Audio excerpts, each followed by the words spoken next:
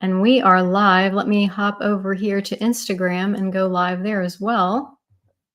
I think. Give me just a second, guys. There it is. Good. We're live on Instagram and Facebook. And Instagram, I'll do my best to look on my phone because it's the only way I know to do it and see what your questions are. If not, I always get to them afterwards. Instagram watchers, Facebook people, I can see it right away. Good evening. Hey, welcome in to us live tonight. Welcome into us live. It's a very exciting day in the Farber household. Hopefully you can hear and everything is set properly. So today's his birthday. Hey, I'm a double nickel. Double nickel. He's 55 today. Happy birthday. I don't look over 31, huh? Right. 55. And we had our anniversary too. And it's also really cold. And they closed all the roads pretty much. And I hope you already covered your plants because if not, it's too late. Yeah, I hope you covered your plants. We're going to have a lot of information.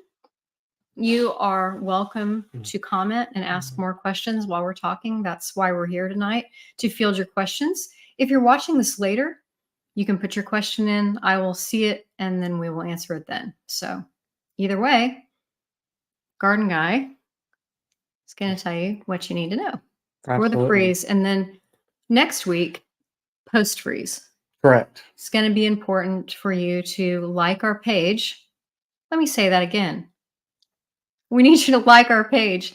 There are hundreds of you, and we appreciate all of you that are liking and commenting the posts, but we actually need the page likes. We need followers to get our information out to more people. So I know y'all will do it because y'all are awesome and kind. It's just one of those little things that you probably didn't think about. Maybe you don't think it's important. That's very important. Anyway, happy birthday. Thank you. Oh, there was something else that happened today. So we have she's exactly 6 months old. Yeah. Our Wheaten Terrier poodle. Her name is Indy, Indiana. And we all love her very much. And she has a bad habit. And what is that bad habit, babe? She likes to eat socks. Okay. Not only does she like to chew socks, but she swallows them.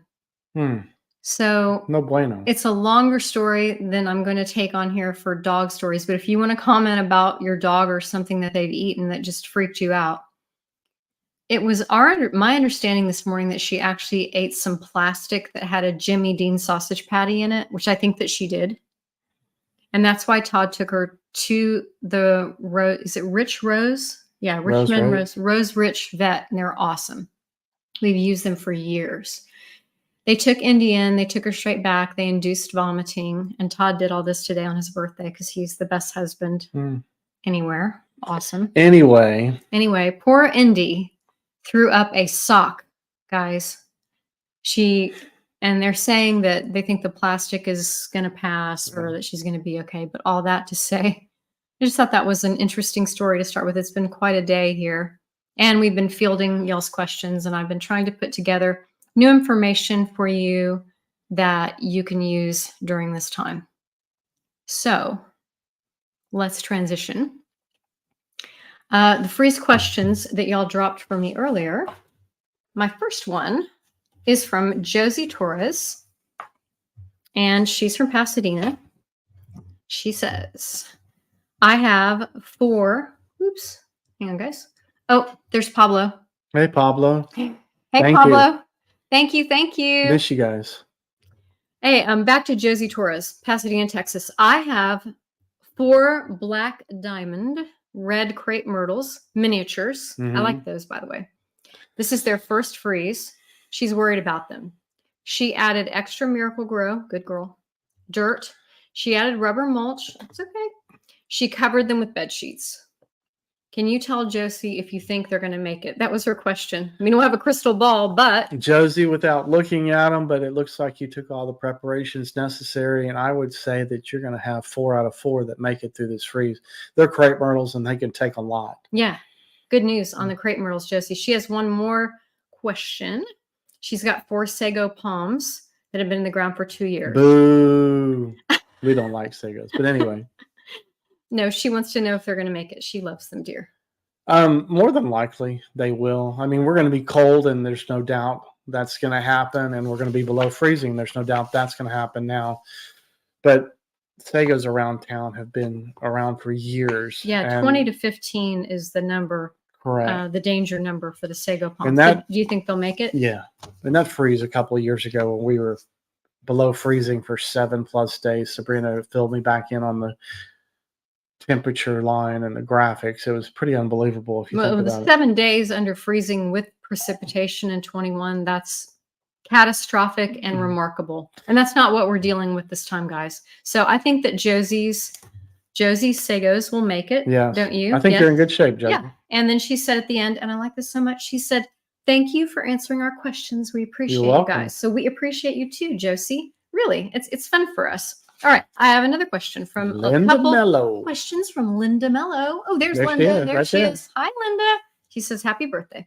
Thank you. How many times per year, Linda asks, should I mulch my beds? Well, depending on your finances and your budget, you know, 2 is wonderful, but if you can afford 1 really good mulching, 1 is sufficient. When would you do the one if you can only do one? In the March, April, Okay. And if you can Okay. do a second one, when would that be? October, Okay. So a spring and fall. spring and fall. Spring and fall. And then she wants to know, second part of question, do I need to turn the old mulch over or do any other prep before I add the new mulch? It depends on what type of mulch you've already had in your bed. If it's a shredded hardwood already, it's going to decompose into organic matter, and turning it over before you put the new mulch down is not necessary. It's just Okay. actually extra labor. And we do recommend only a natural shredded hardwood mulch. No colors, no red, no black. No red and no black. And cedar mulch is also acceptable. Cedar is a little bit more expensive, but is very viable, and they say it keeps the critters and pests away from your foundation.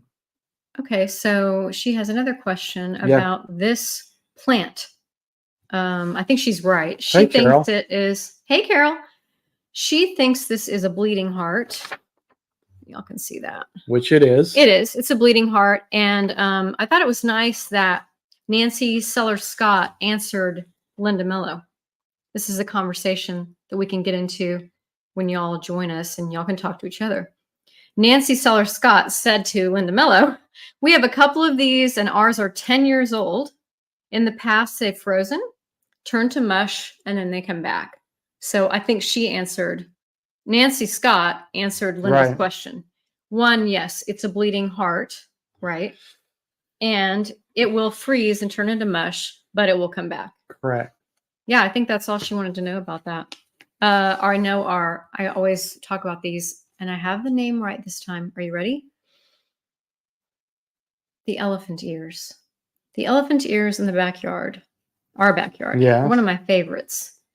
And if we had put a time lapse on them today, Oh, speaking of mush, that's the transition from that last thing. Oh, and thanks, Linda, for your questions. So, transitioning from the word mush, if we had put a time lapse today on the elephant ears, Correct. wow. You would have seen these 3-foot in diameter leaves. I mean, Pretty they're much- massive. pretty Just much- the leaf. Yeah, the giant elephant ears that we have back there. Anyway, They're done, guys. but we knew that going into it, and there's too many to cover, and they recover in the springtime, and it's just one of those things that we got nearly 11 months of, Mhm. you know, beautiful tropical foliage in our very backyard that covers the cable box. So, And it is tropical, right? Yeah, We're going yeah. to talk about tropical plants specifically. Hopefully, we get to that later. If we don't get to it this week, we will get to it next week. And so now I'm going to go to, I thought, 3 of the top most interesting questions that we have had this week. One that I thought was interesting was from AMZ Hibbler. It was this. He asked us if he turned up his pool heater. I'm not laughing at this question. I thought it was a great question and it stumped me. He said, if I turn up our pool heater, I think he said to 80 degrees, 90 degrees. He said, will it help our landscaping? Well, And we talked about it and we sat around and then we looked up some stuff and we answered him. And we said, no. no. It sounds like a great idea in theory. I read a bunch of opinions. Some people said that perhaps and maybe that it would help, one plant here or there. It's not something you'd want to rely on. You need to cover. Correct. You got to cover your plants if they're around a pool. So first of all, you don't have plants that are usually that close to the pool, and maybe you have some larger tropicals that are overhanging the pool. But if you think about it, the convection of the water temperature rising, you would be better off suited putting plants around a jacuzzi at 104 than thinking that 90 degrees heating your pool up is going to keep your pool plants right. No, it doesn't work. warm enough So to keep warming up up with it. your pool I thought it was a fascinating concept and actually thought it was really smart, but it's not going to be enough. It's not going to be enough you're going to have to cover and there are probably a lot of tropicals around a pool. You'd so- have to almost have like an atrium. Yeah. Like in enclosed- Florida when they put the enclosed- screening around them. where it would. I don't want to ignore the people that are commenting. So Pablo, thank you for saying happy anniversary, happy birthday. He pulled his tomatoes, peppers, and cilantro today. Yeah. So Absolutely. you got to do that. And then I'm pretty sure, Pablo, you're making some salsa. So we're going to need to see that Yeah. or taste it. I don't want to see it. I just want to taste it. Right, we know he can cook. Okay. We need that. Because if you've got tomatoes, peppers, and cilantro, I'm pretty sure we need some chips and salsa, right? Yeah. Okay.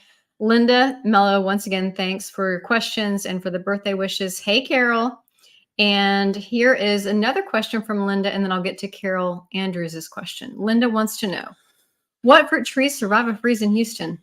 This is a big question.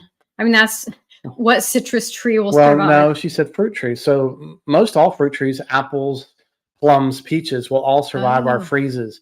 However, if you're specifically referring to fruit trees as citrus, not many, Right. as we saw in the big deep freeze a couple of years ago. Oh, good. I had that one wrong. So So- I had citrus at 25 to 15 as their danger spot. Right. What and, did you say? Apples, pears, plums, plums, peaches. Yeah. All your pome fruits, they're going to survive, and they usually can survive down to negative 10 degrees. And Carol wants to know how soon we cut off the mush. Which is a something great question That's a great for question. next week. We're going to do that for next week about the mush. But I will tell you this, don't do anything right now. Y'all Yeah. just leave everything alone for the next few days. I mean, at least, what is today? Monday? Yeah. It's only Monday? Monday. What a January day 15th. it was today. My I know it's birthday. your birthday. I know. It's my birthday. It's my birthday. It is- Anyway, it is your birthday.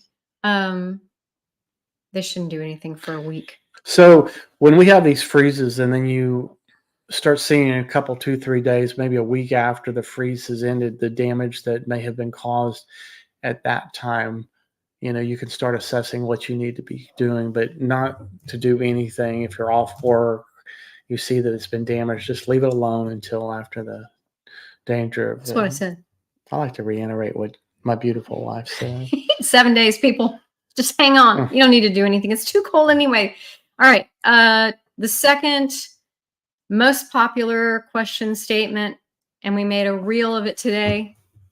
Don't prune anything before a freeze. I mean, that's a moot point now because we're in a freeze. But let me just roll that back out again for you. We had a lady who said, I pruned all of my bushes so that they would fit under the freeze cloth. And on top of that, She put all the pieces.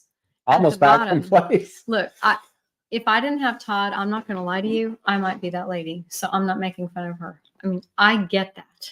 I see the reasoning. If I were out there covering on my own, I bet you I would do the same thing. So that's why we're here, to give you this information. Please don't prune. Don't prune before a freeze. Why?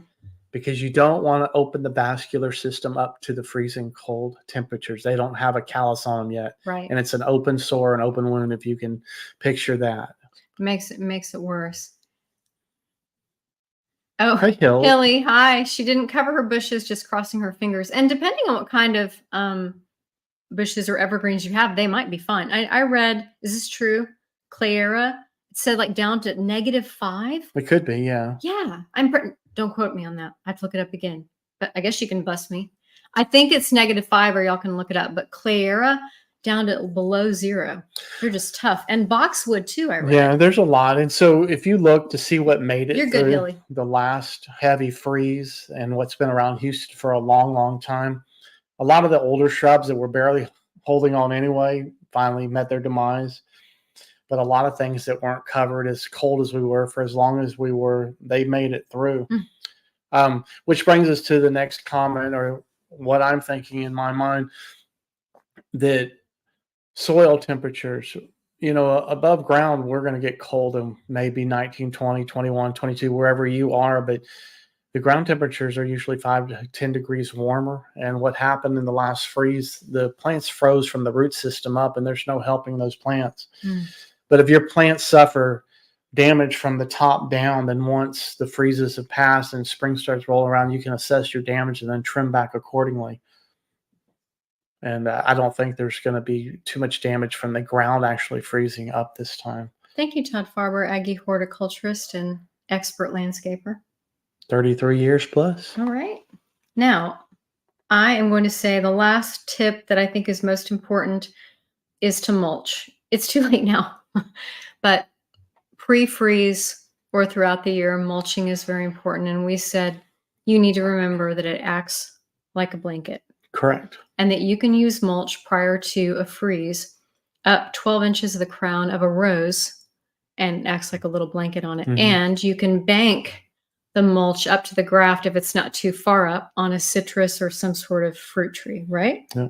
So mulch, mulch, mulch. And if you have extra mulching bags, where to put it, you can put them up against your faucets on the side of your house. It also creates a thermal barrier and keeps them warm. That's a bonus tip right there. Say that again. And that was free. That was a free If you tip. have extra bags of mulch that did not make it into your landscape and you need to cover your outdoor faucets, you can stack these bags of mulch up to the point where the faucet and pipe is covered and acts as a thermal insulator. Aren't you snazzy?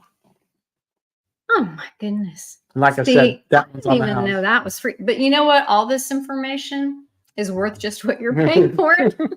Right? It's free. It's free. That's right. That's right. It's free.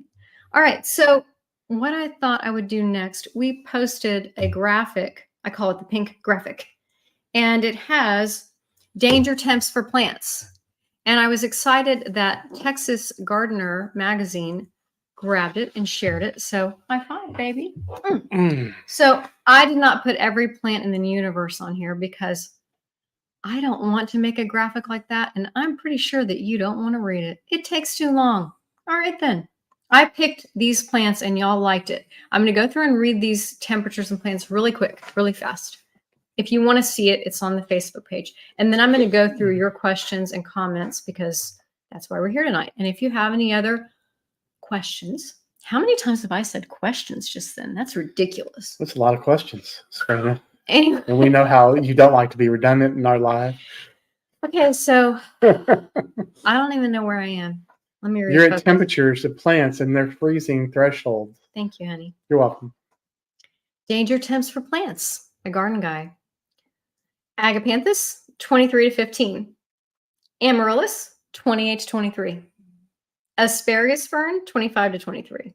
Azalea, 16 to 10. We had a lot of questions about azaleas. What do you think? We did. And some people want to give up on them. Some people love them. Some people hate them. I think for me as a landscape designer and installer, azaleas have always been a hit or miss plant for me. They're not one of my favorites. If people just have to have a few in their landscape. Don't freak out if you love azaleas. We're not trying to insult you. It's just his opinion. We enjoy using the Encore multi-blooming. Yeah, you do use the Encore, yeah. Azaleas these days, but like I said, not one of my favorites. Bottle brush, 23 to 15. Yeah. Ooh, they attract lots of hummingbirds and butterflies. And honeybees. Bougainvillea. Is that right? Yeah. 32. That's a tropical, right?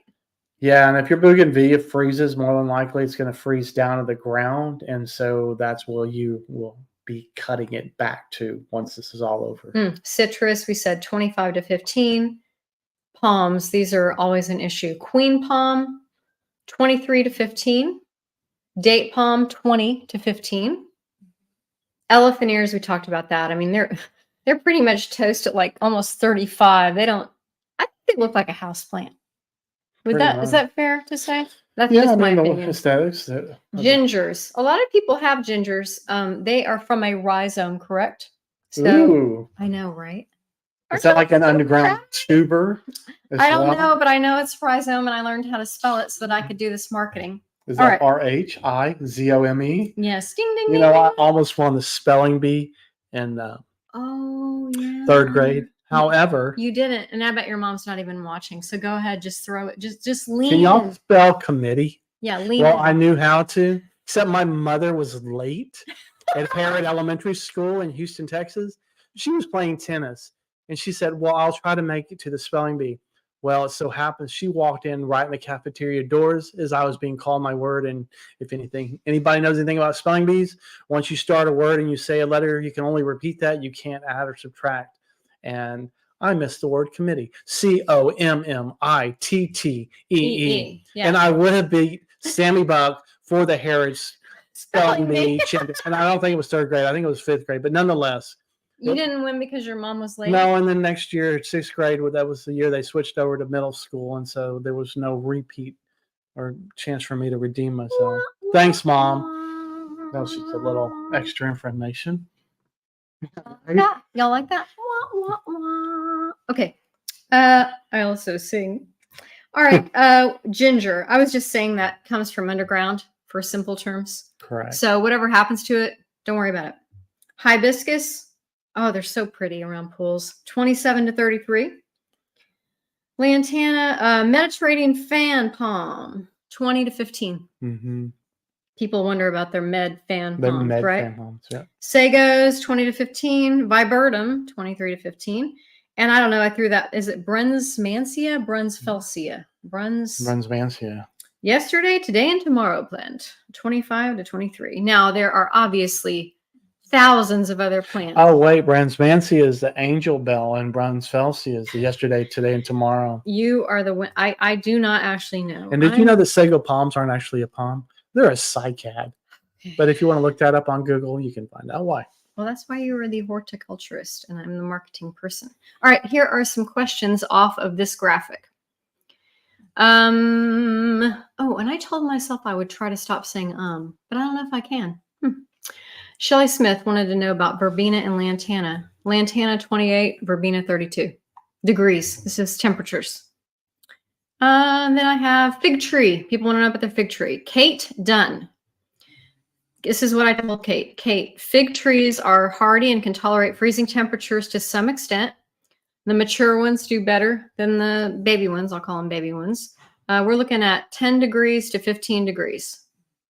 Yeah, but look at that one up in Round Top near the square. It's been there for over 100 years, and I guarantee it's gotten colder than 15 degrees up there. True. I think we give out this information because we're trying to help you, and we're doing the best that we can with what he knows and what he's seen. And then, of course, I research it as well.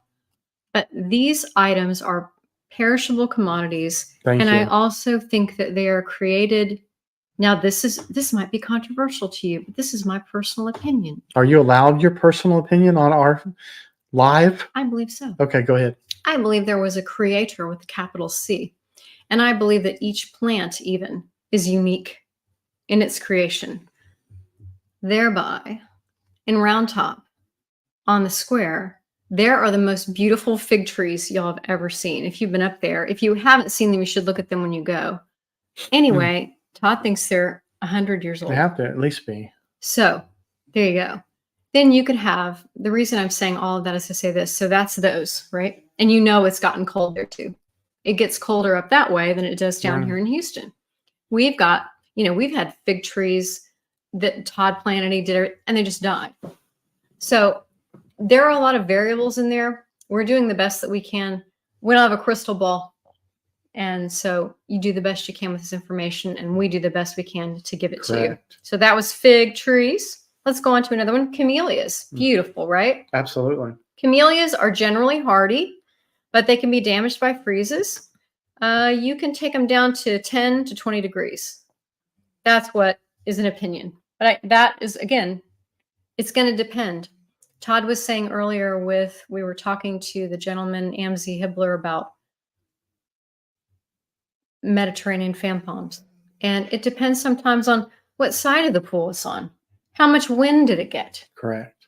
So if someone wanted to bust any horticulture or landscaping person and say, well, my plant didn't make it. And you said, And you said, well, we're doing the best that we can. was it on the north side of the fence or the south side of the fence? Did it have a windbreak? How much, Right. exposure did it, et cetera, et cetera. So these are just guidelines That's the word I was looking for. through They're research and to give you guys the best ammunition possible for your plants. And once again, as Sabrina stated before, plants are a perishable commodity and they die. Even in the best environment and the best circumstances, plants still die in a landscape. That's why nurseries bring in new plants every week. Right. If we all only bought one plant for each space and landscape for one time only, then I guess there'd be a lot of people out of business. Now I'm going to look on Instagram. Hang on, Instagram. I'm coming.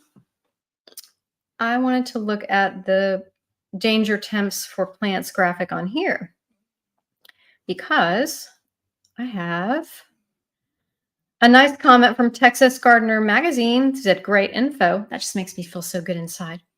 Had a lady ask about baby gem boxwoods. Now, I just guessed this one in my brain before I answered.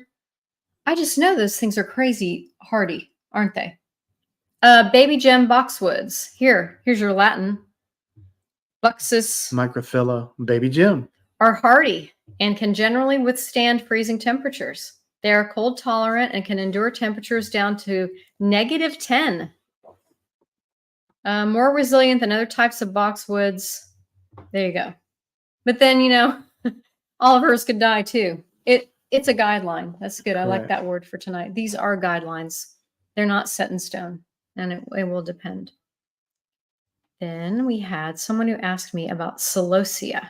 I don't even know what that is. Celosia is a very colorful annual plant. If you still have it blooming in your landscape, good for you, but it's a springtime bloomer and makes it through the heat of the summer and then pretty much croaks out. So I don't know if she has it, but it's at Lizzie Smalls on Instagram. Celosia plants are sensitive to freezing temperatures. They're tropical or subtropical, and they can be damaged or killed if exposed to frost. So they're done at 32 degrees. Yeah. And then she asked about basil and cilantro. I mean, these are herbs. They're going to be done. Yeah, those two in particular, they're sensitive. You need to do like our friend Pablo and make some salsa. There you go. Oh, I guess you can't. Well, you can make pesto with the basil and you can make salsa with cilantro. And there you go. Then I thought this was great. From Instagram, at cotton_candy, Candey. What temperature gets rid of wisteria? I didn't read this one to you, so this will be a surprise to him. I want it gone. But it keeps surviving and vining everywhere. I thought that was great. And I said, at Cotton Candy, wisteria plants are generally hardy and can tolerate freezing temperatures down to -20. So I'm sorry. And Cotton Candy. Forest fires. And at Cotton Candy on Instagram, guess what? You're out of luck. They ain't freezing. You're going to be keeping them forever. I guess you could flamethrow them or something, huh? Don't say that we just had to do that. All right. So I hope y'all get a chuckle out of that. That really is someone who asked us, and I thought that was funny. That's a good one. So if y'all have any more questions here on Facebook, go ahead and ask. I'm going to see if Instagram has any questions. No, I don't know if we're actually live on Instagram or not. It may not have worked. We use StreamYard, and they are now working with Instagram and Facebook at the same time, but it may not have happened, and that's okay. We're okay with that. I'm going to go on to the next graphic that I created was on frost cloth. And this one's been very popular this afternoon. Frost cloth almost looks like cheesecloth. I guess. So if you wanted to strain some soup afterwards, you could take your leftover frost cloth. What did I make you for your birthday dinner? We had vegetable beef soup. Did you like it? I loved it. It was delicious. It was so good. Before I finished my bowl, I had to go put some more soup in my meat. Yeah. It was delicious. Thank you, honey. You're welcome. And Zoe made you a beautiful cake. It was ganache-based chocolate and white icing. This dude lives high on the hog. We eat good around here. For sure. We don't eat around the hawks. We eat it high up on the hog. Okay, if you think that's funny, then laugh. Because I think it's funny. I like it. I like the old humor. Yep. All right, frost cloth. I created a graphic today about frost cloth. It's also known as frost blankets or row covers. Y'all know what it is. Here are the 5 facts that I shared. 1, frost cloth is made from lightweight material like polypropylene. Polypropylene. That allows sunlight, air, and moisture to reach the plants. Protection. It helps protect plants from frost damage by trapping heat close to the ground and creating a microclimate. I like that word. Microclimate. Microclimate. Okay. 3, installation.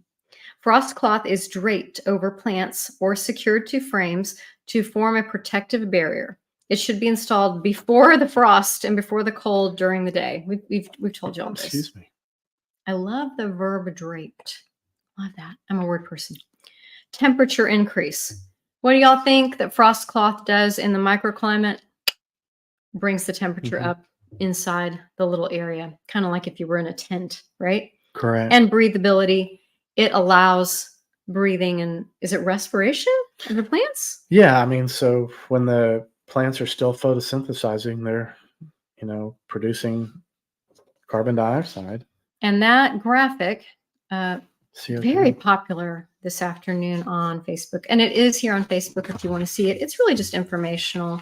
And I wanted to reassure some of our clients kind of freaked out when I posted that. We're not saying that frost cloth is the only thing that you can use. I was just giving you some good information on it. You can use, we'll run it again, sheets, towels, cardboard boxes. Like if you have a bunch of Amazon boxes, you just need to secure them so they don't blow away. And I said also at the Goodwill, of course you can't get there now because like all the roads are closed. The roads are closed. But at the Goodwill, they always have sheets and blankets. And Hilly had said that she purchased cheap sheets from Walmart a while back, and she kept them in her garage and she used them to cover the plants. Great idea. We were both saying it would be really smart for all of you to, when the freeze is over, just, put a little reminder in your calendar in a couple of months even. Buy some frost cloth or freeze cloth or buy a bunch of sheets that are cheap from the Goodwill. Put them in your garage somewhere and forget about them. Just have them in there. Because we're going to have another freeze, people. Not right now. I'm not saying we're going to have one right now. I'm saying I'm sure that, in 2025, we'll probably have another one. So you just need to be prepared. And if you have that in your garage, you don't have to worry about it. And you're not scurrying around like you're not trying to get on Amazon last minute, trying to get the last day delivery. And, the companies that sit in and sell are out at the time. Exactly. And they literally don't have them. It's kind of like if you tried to go to HEB today to get some some milk and bread. Out of luck, people. Not going to happen. All right. Let me see what else I have. No more questions from y'all. I just got a little bit more and then we'll wrap this up. I wanted to talk about tropical plants just a little bit. I'm going to read this to you, babe. Tropical plants are beautiful in landscape, but they must be protected or replaced when necessary. For landscaping in general, like design principle, it's better to have a variety of plants, not just all tropical. Correct. In the event of extremely cold weather that devastates the landscape, right? Absolutely. So talk about that. So when I try to incorporate tropicals in and around a pool that my clients are redoing the landscape, and they tell me, we were down in Cabo, we were here, we were there. It was so lush and tropical. There was so many hibiscus, so many bougainvilleas, so many fill in the blanks. We wanted to look just like this. And so we live in Texas. We have a very diversified climate. And I said, we can plant hibiscus. They're relatively cheap. But instead of doing 12 along the back, why don't we do 4? And that way, if they freeze, which they probably will, instead of spending at $30 a piece, almost $500 on new hibiscus, you can get away with spending $120 to replace the 4, and then filling in the other stuff with Texas natives and some other plants that produce blooms year round, other than just banking your landscape on all tropicals. And when you buy them relatively small in a 1 or 3 gallon container, you're not breaking the bank, replacing a few each year.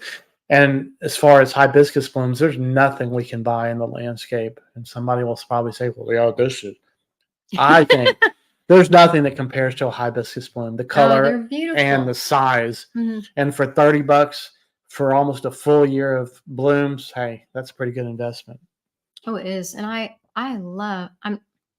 I'm not a huge fan of tropical plants in particular. I do like the elephant ear. I really like the hibiscus. And I think a hibiscus is the most beautiful plant around a pool. Mm-hmm. But hey, everybody has an opinion. That's mine. Linda has a question. Do you plant in your own Ooh, hold on. Do you plant in your own yard plants that require freeze protection? Oh, I think okay, I'm gonna rephrase your question. What you got in your yard, garden guy? Well, I got me a couple of hibiscus. No. Okay, so I'm gonna help you organize because Todd's great. He just needs a little help. We'll read the question. No. Let's do it this way. Okay. Let me help. All right. What you got in your yard, garden guy? Tell me what's in the front yard. Tell me your foundation shrubs. Green plants. Oh my God, smarty pants. I have viburnum as Look my. at the camera and tell the people. Well, you asked me to tell you. There we go. I have viburnum planted as my foundation shrub. Okay. I have Indian hawthorns planted as a secondary. Are you not sure? No, I'm just thinking. As a second row, Hold on, let me run out there and look. I have agapanthus, I have Aztec grass, and I had some Japanese yew, but she doesn't like them, Okay. so they're gone. That's my least favorite plant that I've ever seen. Just throwing that out there. And I have some verbena and Oh, you foxtail just got fern. me some. Oh, yeah. I love foxtail fern. Now, there's a divisive plant. Linda, there you go. Ours. Yes, our stuff requires freeze protection. He covers it. I'd say almost all of it makes it, but then some of it doesn't. There's no surefire 100% in anything, people. And just as your sheets wear out on your bed, you wash them, you get rid of them, you got to get new ones. Sometimes with plants, you got to get new ones. We've had clients, Todd will go to them and they're like, well, surely this plant's going to come back or it's going to We make had this it, or conversation. we had this conversation in the truck. Surely you could do something or I won't have to replace it or it will come back. And you said something super funny. I hope you can repeat it. If you Yeah, wanna wait till 20. Yeah. They said, well, the last time this froze, it's recovered after 7 years now. I said, so great. Are you going to call me in 2031 Right. when it recovers and tell me that it made it and you didn't need to replace it? So that's Yeah. the thing, guys. Landscaping, some of it's going to die. A lot of it's going to live if Todd chooses the plants. I believe that. And I know that's true. And there's no 100% with anybody, but he will always choose the plants that will do best for where your yard is located, how your house is facing, and for our climate here. And he's going to do a great talk at the Sugar Creek Garden Club this next week, specifically on this question. It's kind of what Linda's asking. What are the best plants? Which ones are most drought tolerant and freeze tolerant? And Todd really does know, and he does use those plants for our clients. And their landscapes really last. Now, does that mean? No, it doesn't. Some things get replaced, but overall, their investment is sound with us. And our yard always looks good. We're not the, what do they call it, the cobbler's children. We're not that. Our yard always looks pretty. And you just got me some, what's the white flower that I like? Alyssum, sweet alyssum. Sweet alyssum. So is that going to make it? Yes. Well, I like that. Do y'all like that sweet alyssum? And it smells pretty. And our puppy likes to eat that too. She's got a good taste and fun. She's actually in here. Yeah. Socks, plastic, and a sweet alyssum. So I think that was all for tonight. Anything else, honey? No, I think we covered the basics for So- the trees. So just button up the hatch. Yeah, go ahead and make sure that everything stays covered. There was someone who commented, I covered everything and it blew off. Well, go out there and recover it. Don't give up. Cover the best. Do the best that you can. And then when this is over, what are you thinking? Wednesday? Yeah. It's supposed to Wednesday? get up to about 48 by noon on Wednesday. So Wednesday, uncover, see what's going on, but let it ride, guys, until next Monday. And then we'll come back at you. I'll field questions from Facebook prior to that. We'll give you specifically what you need to do, what you shouldn't be doing. And could you please like our page? And can you share this post? If you're watching this later, this is Todd Farber, the love of my life. Oh, thanks. And Garden Guy, 33 years, expert landscaper, Aggie horticulturist. We appreciate y'all so much. Take care, stay warm, have a wonderful night. Thanks for watching.